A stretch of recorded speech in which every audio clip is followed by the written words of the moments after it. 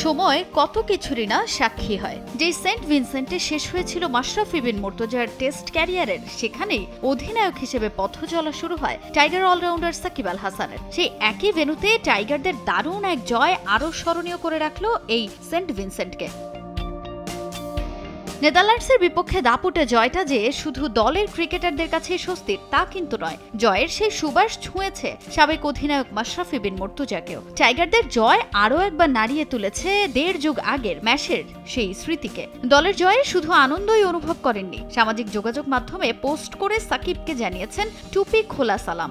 সাকিব আবার পুরো দলের দায়িত্ব নিয়ে দারুণ একটা ইনিংস খেলেছে। সবচেয়ে গুরুত্বপূর্ণ হলো শেষ ওভার পর্যন্ত ব্যাটিং করেছে। সাকিবকে টুপি খোলা সালাম, সেই সাথে পুরো দলকে অভিনন্দন। বিগ বিগ রিলিফ, অভিনন্দন বাংলাদেশ। টাইগার বোলারদের পারফরমেন্সের প্রশংসায় মাতেন ম্যাশ।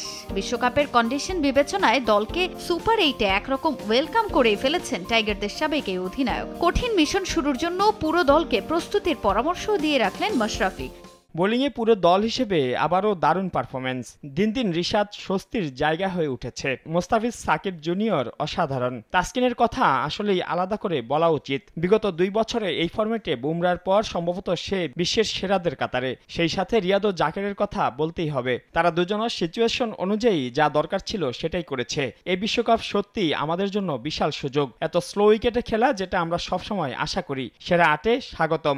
এবার শুরু হবে আমাদের আসল বিশ্বকাপ। এই উইকেটে কেউ সেরা দল নয়। আমরা বিশ্বাস রাখতে পারলে দারুণ কিছু করা সম্ভব। সতীর্থদের অভিনন্দন জানিয়েছেন মুশি। ব্যাট হাতে সাকিবের দুর্দান্ত পারফরমেন্সে অভিনন্দন জানিয়েছেন পকেট ডায়নামো। আর সমালোচকদের কড়া জবাব দিয়েছে সাকিব। সামাজিক যোগাযোগ মাধ্যমে সেই পোস্ট করেছেন ইমরুল কায়েসও। তাজিন খন্দকার, সময় সংবাদ।